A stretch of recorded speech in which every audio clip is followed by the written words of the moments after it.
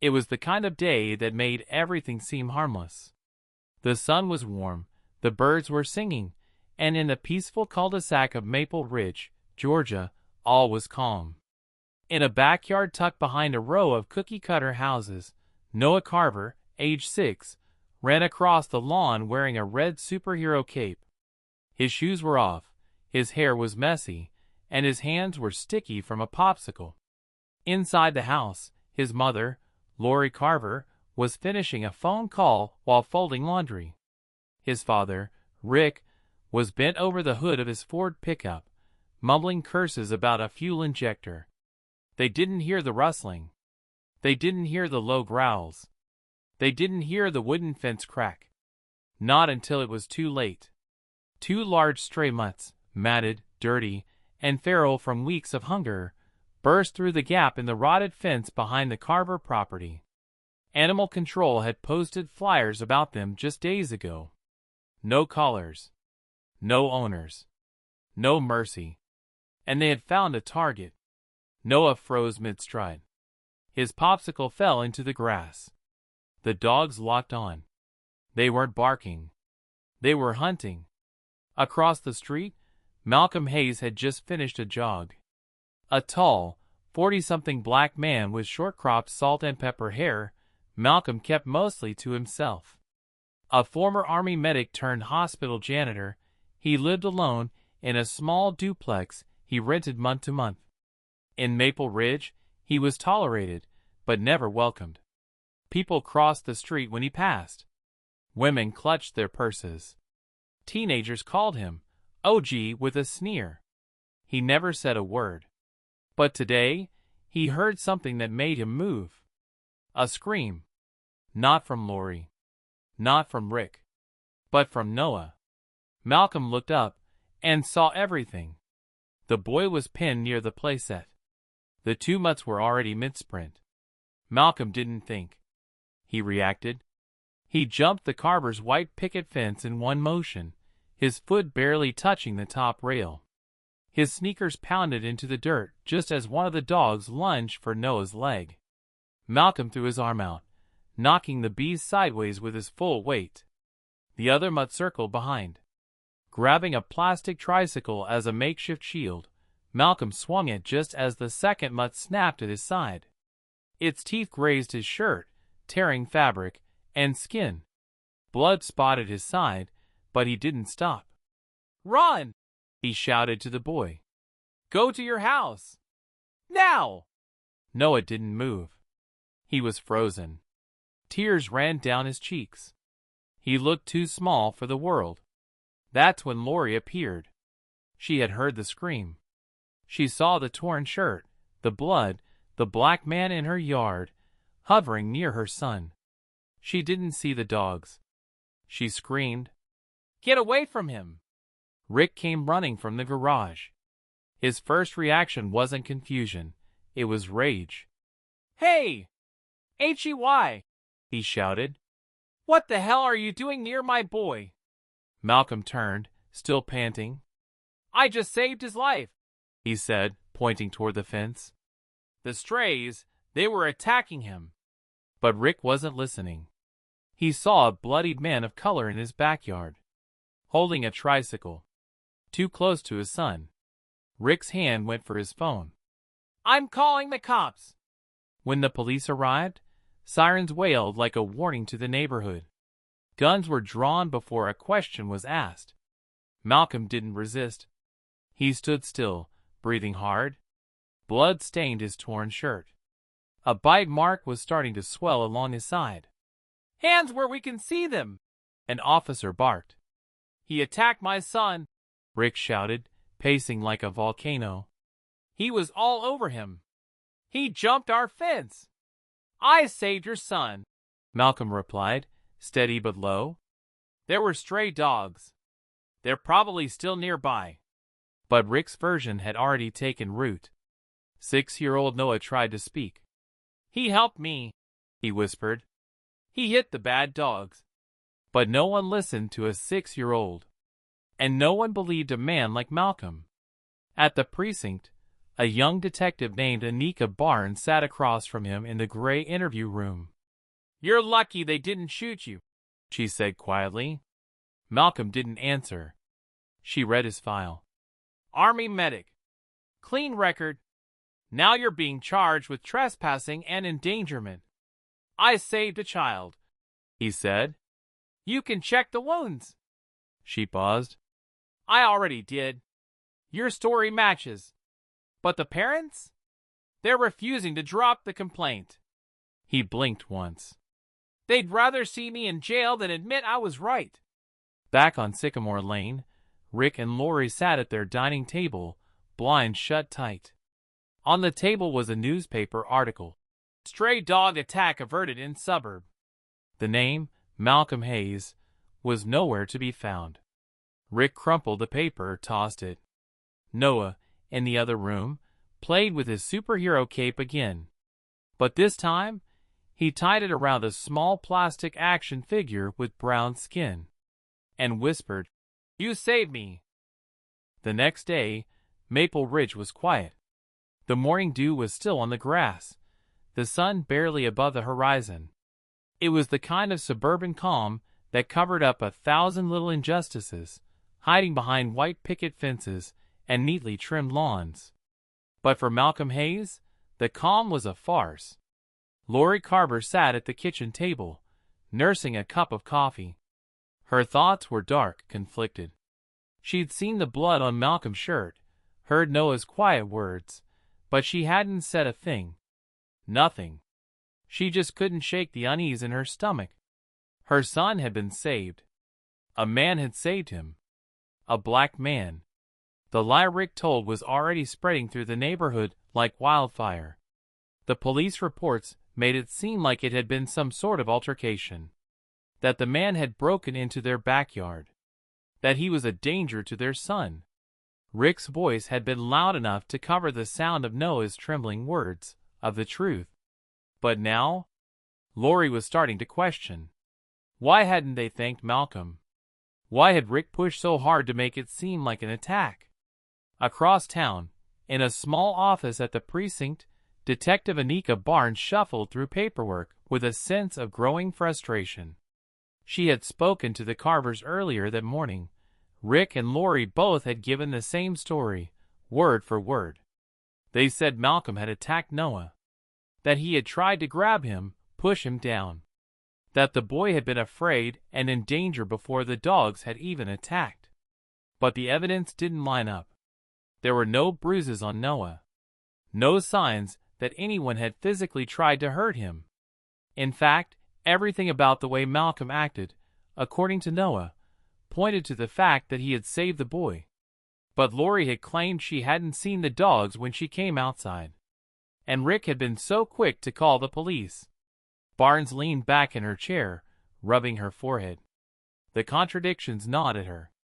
The truth didn't match the Carver's version of events. And Malcolm Hayes? His story checked out. She could see it in his eyes when she spoke to him. The man had acted without thinking, without hesitation. But there was something else. Malcolm Hayes sat in a small waiting room, alone. He hadn't been officially arrested, but he knew the drill. A suspect was always treated like a criminal until proven innocent. The handcuffs, the cold rooms, the way the officers looked at him, like he didn't belong. The door to the room creaked open. Detective Barnes stepped inside. Her eyes were sharp, her posture professional. But there was something else there, something softer, that flickered when she looked at him. "You're not who I thought you were," she said. "You're not just some guy in the neighborhood."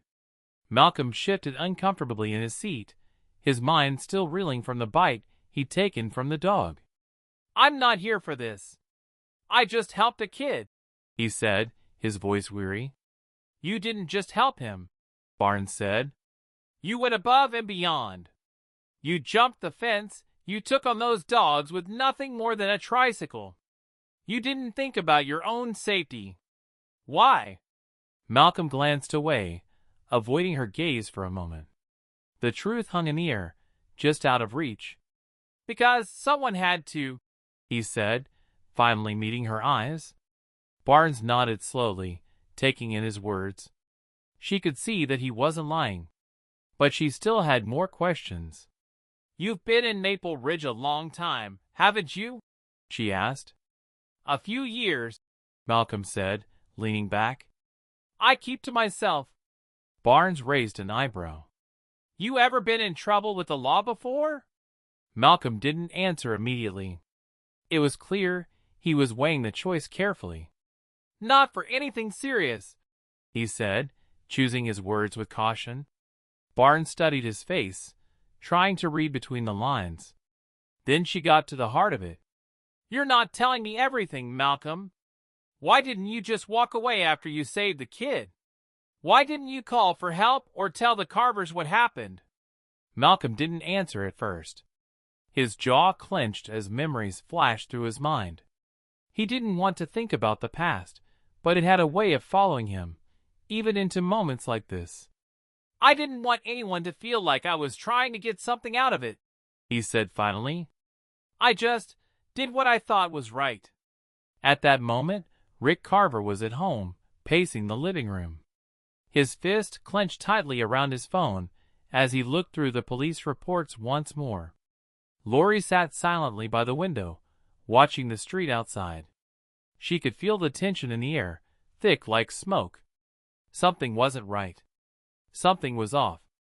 Her mind drifted to Noah. How safe he had felt when Malcolm had pulled him out of harm's way. How safe he felt now.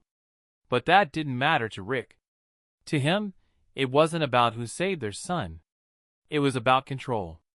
And right now, he felt like he was losing it. Later that afternoon, as the police investigation continued, Detective Barnes uncovered something. Something that wasn't in the Carver story. She found out that Noah had been playing near the fence before the dogs attacked, and that the Carvers had a history of being quick to make trouble for people they didn't trust.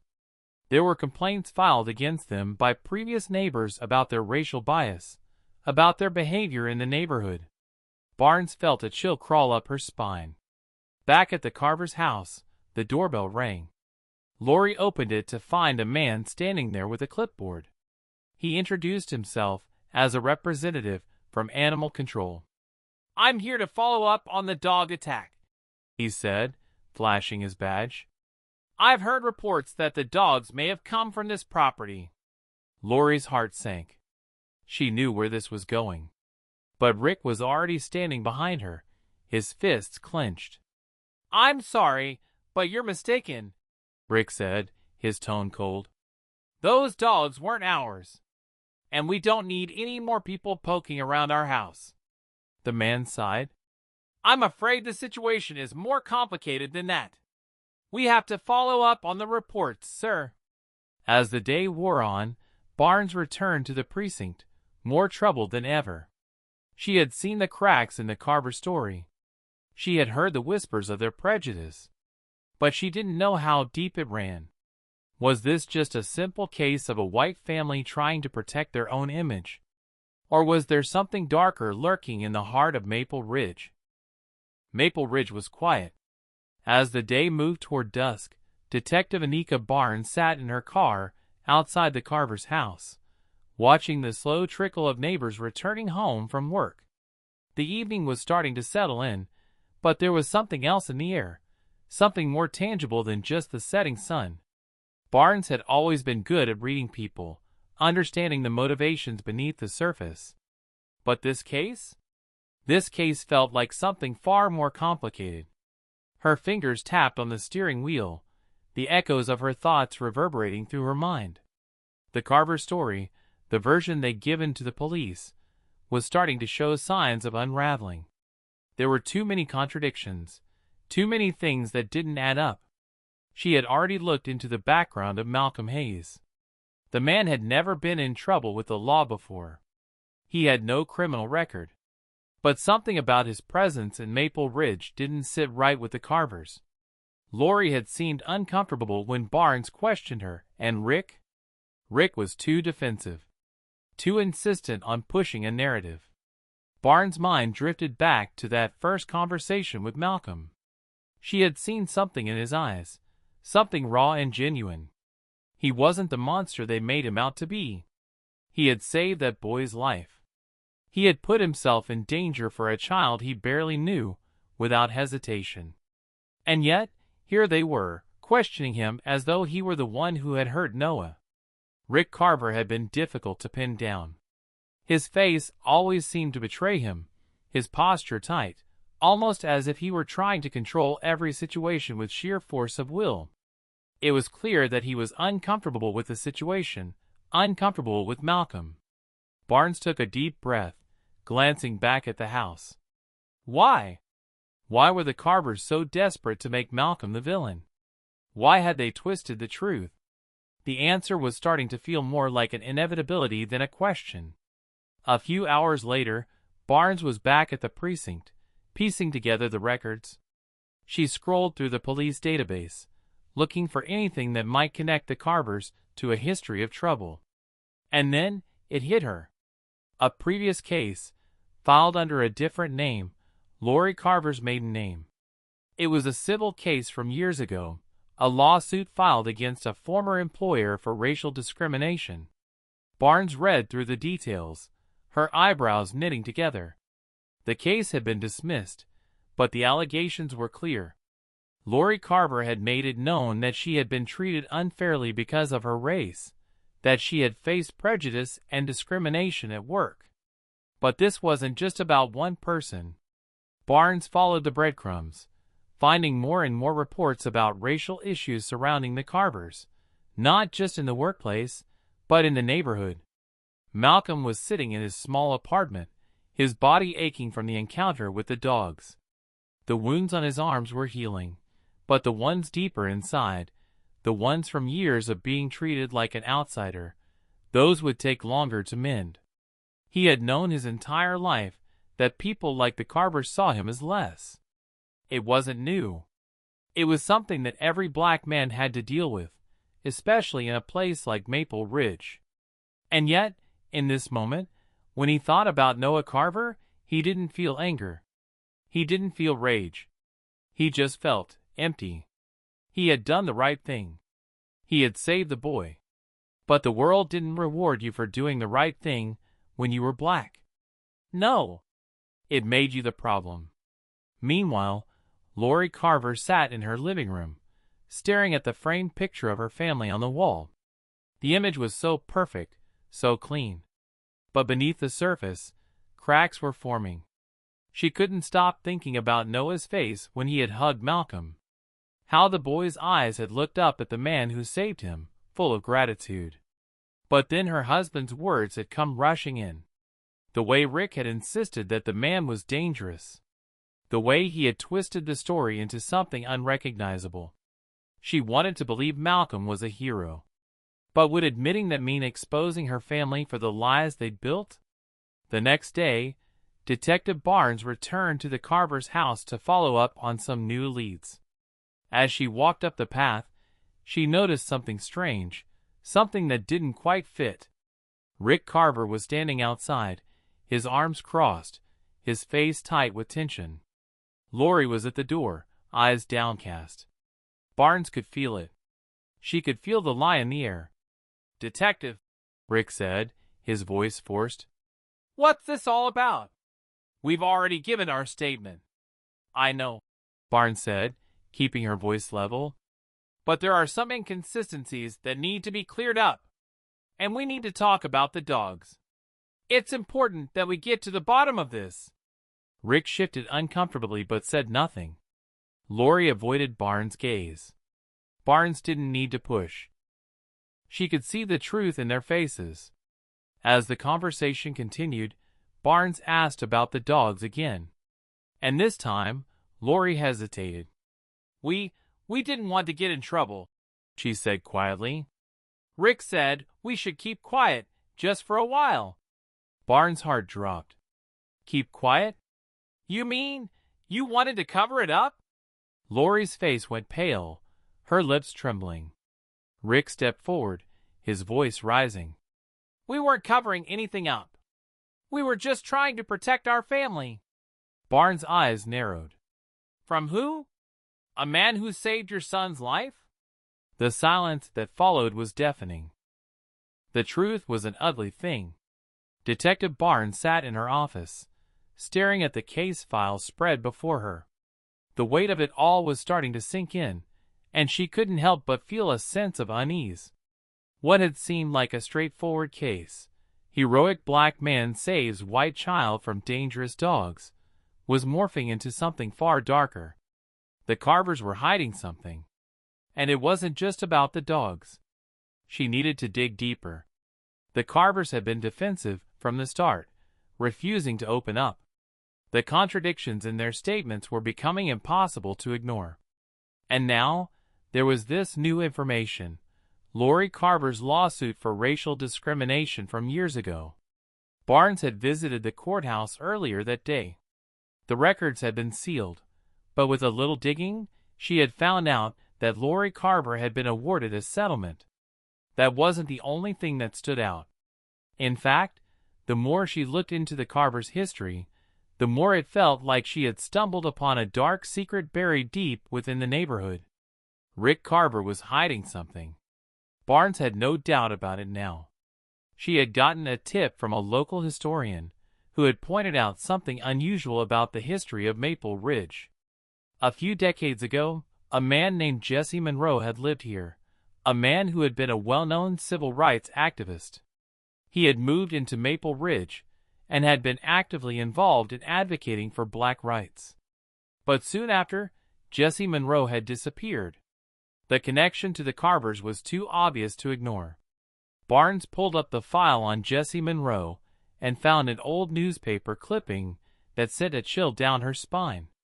Jesse Monroe found dead after a violent altercation in Maple Ridge. The article was old, yellowed with age, but the words were still sharp.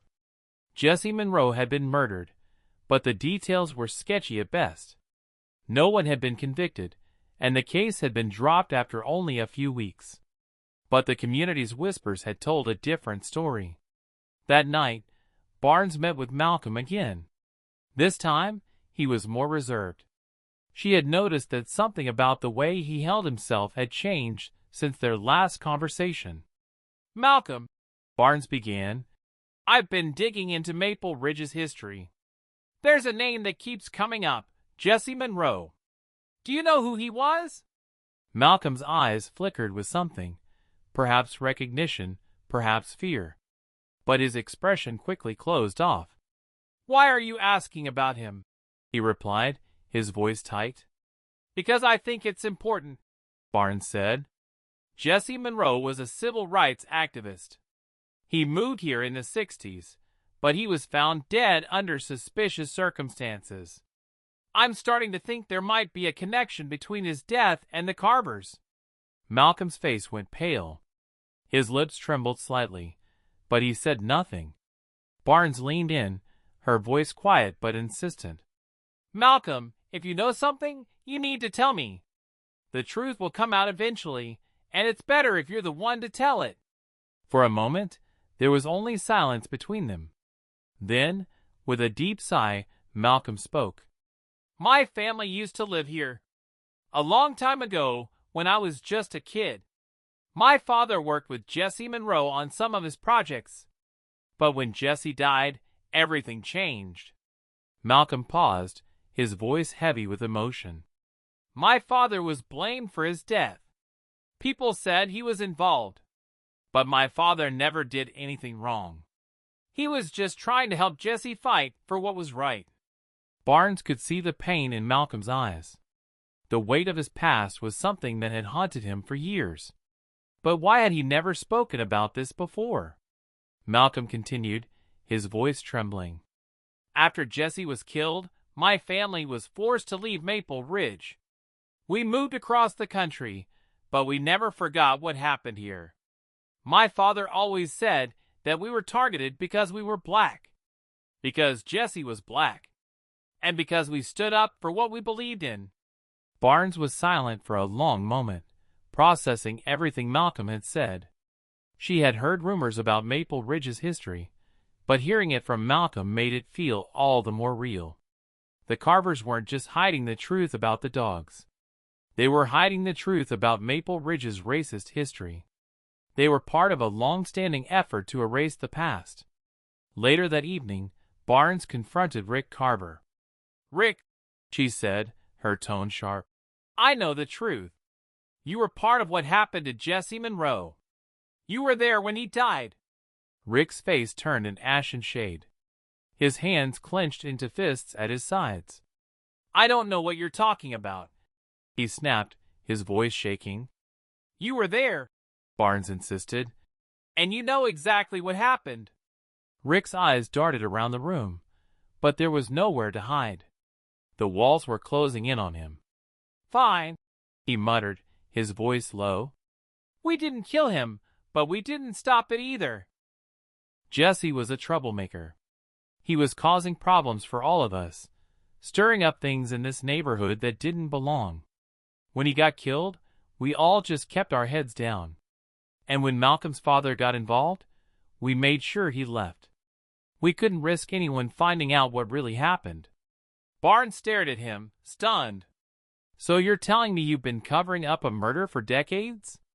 Rick nodded slowly, the weight of his words sinking in. "It wasn't supposed to go this far, but it did. We didn't want anyone to know. We didn't want to be blamed for stirring things up. And when Malcolm came back, well, we knew he would remember." The truth was finally out. But as Barnes walked out of the Carver's house, she knew that this was only the beginning. The community's darkest secrets had been uncovered, but the battle for justice was far from over. As the truth of Jesse Monroe's death unfolded, the town of Maple Ridge trembled on the edge of collapse. The community's hidden past, the ugly, suppressed truths about race, power, and violence, was being dragged into the light. The quiet streets, once filled with the illusion of peace, were now alive with whispers, questions, and anger. Detective Barnes had always believed that justice was an unwavering force. But now, as she sat across from Malcolm, listening to his painful revelations, she began to question whether truth could ever truly heal the wounds of a community so steeped in its own shameful history. "I can't believe it, Malcolm," Barnes said, her voice steady but filled with disbelief. "Your father, all these years, carrying that guilt. And you, trying to bury it, trying to forget. You didn't deserve any of this." Malcolm looked exhausted, as if the weight of his father's sins had been passed down to him. His gaze remained fixed on the floor, a mix of shame and anger in his eyes. "I didn't know," he whispered. "Not until now. I didn't know what really happened. All I knew was that we had to leave. We had to get away from Maple Ridge. But I never understood why." Barnes leaned forward, her voice soft but firm. "It's not your fault, Malcolm. But we can't just leave it buried. We can't let them continue to get away with it." The past had come crashing into the present, and the Carvers were at the center of it all. But the deeper Barnes dug, the more complicated it became. Every step forward felt like it led to even darker corners, and she began to understand that the Carvers were just the tip of the iceberg. Rick Carver had confessed, but his guilt was only part of the puzzle. The more Barnes uncovered about the family, the more she realized that the Carvers weren't the only ones involved in suppressing the truth. The power in Maple Ridge had always been held by a select few, but those in power were starting to feel the pressure. The old guard, the ones who had shielded the truth for so long, were growing desperate. Late one night, Barnes received an anonymous tip. A cryptic message on her voicemail. The voice was distorted, but the urgency was unmistakable. "You're on the right track, but you don't know the half of it. Go to the old church at midnight. If you want to know everything, you'll find the answers there." The caller hung up before Barnes could ask another question. At midnight, Barnes stood in front of the old church on the edge of Maple Ridge, a place that had once been the heart of the town's community gatherings. The stained glass windows were cracked, and the door creaked open with an eerie groan. Inside, the air was thick with dust, and the faint smell of mold lingered in the corners. The church had been abandoned for years. No one came here anymore.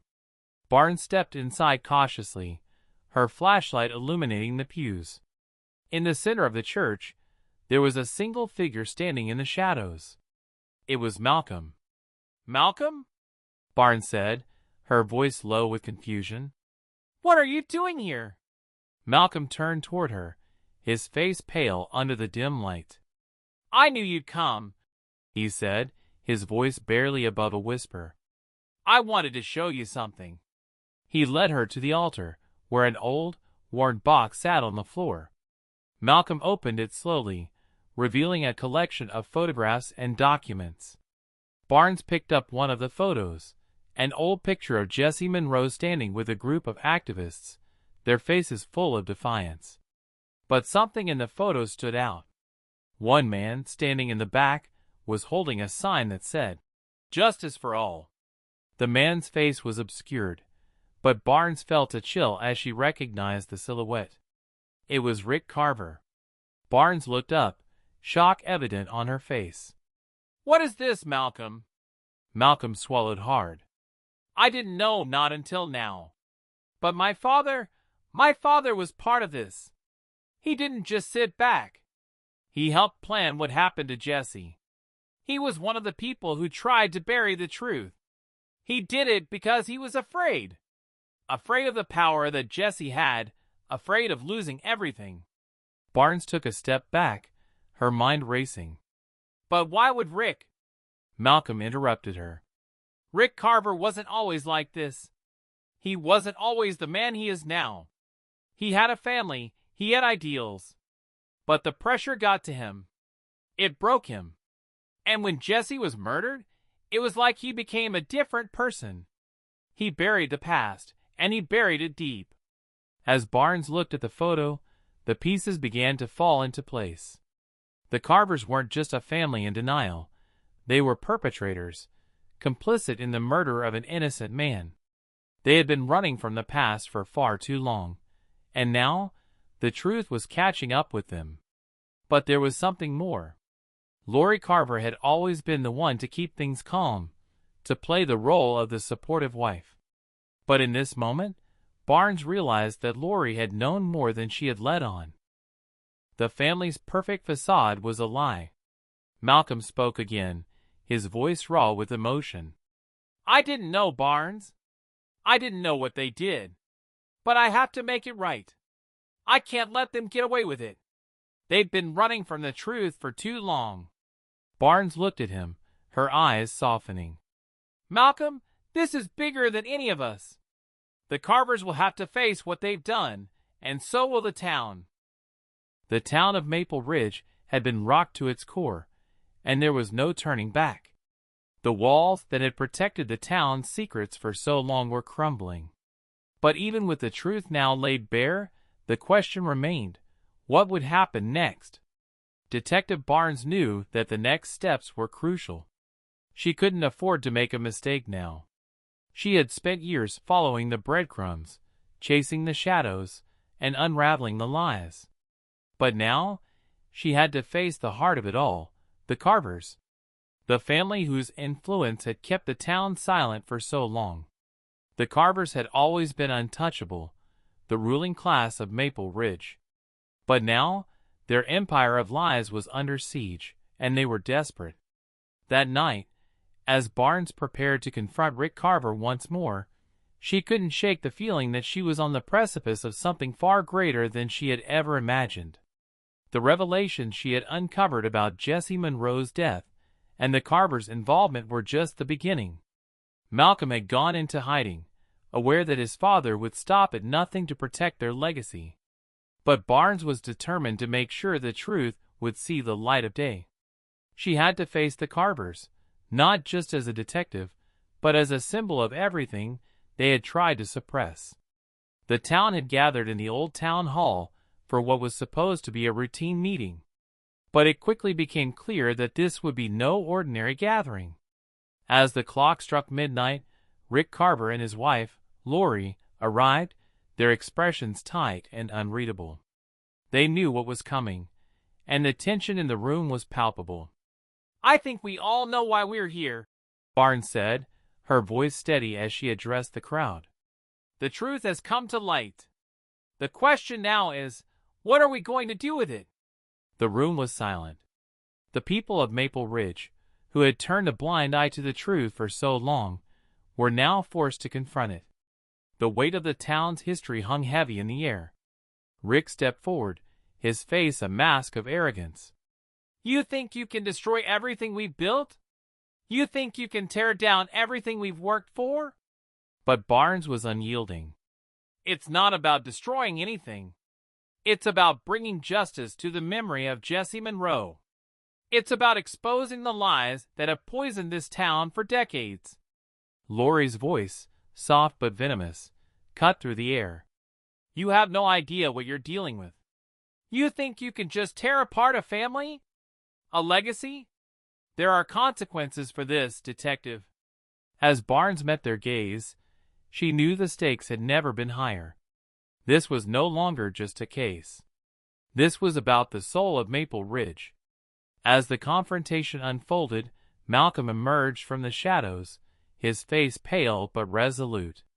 The crowd murmured as he stepped forward, no longer hiding from the truth. I'm done running, Malcolm said, his voice strong.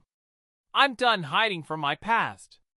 It's time for the Carvers to face the consequences of what they've done.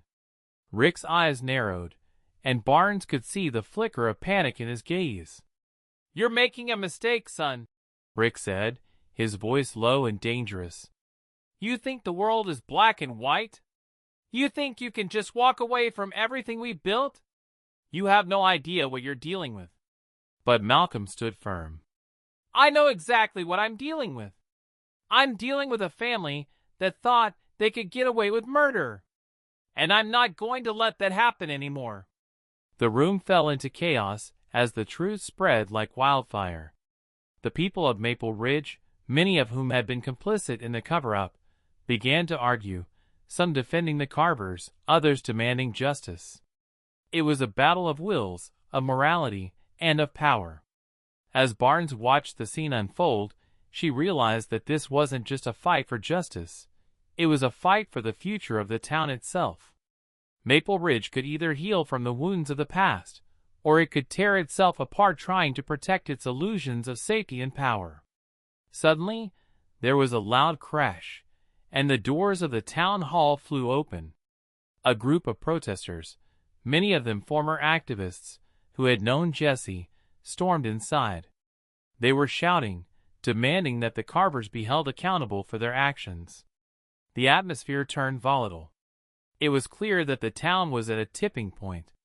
The protests were growing louder, and the Carvers' hold on power was slipping away. Enough! Rick Carver shouted, his voice filled with desperation. You think you can change things? You think the town will just accept your lies? But the crowd didn't back down. For the first time in years, the people of Maple Ridge were united, not by fear, but by the desire for truth and justice. Barnes stepped forward, her badge glinting in the light. This ends tonight, Rick. You've spent years hiding the truth, but now it's time for you to face the consequences. The crowd erupted into applause, their voices rising in defiance. For the first time, it felt like Maple Ridge was ready to move forward. As Barnes walked out of the town hall, she felt a sense of bittersweet victory. The Carvers had been exposed, but at what cost? The town was divided, and there would be no easy resolution. But one thing was certain, the truth had set them free. The chains of the past had been broken, and no one, least of all the Carvers, could ever put them back together again.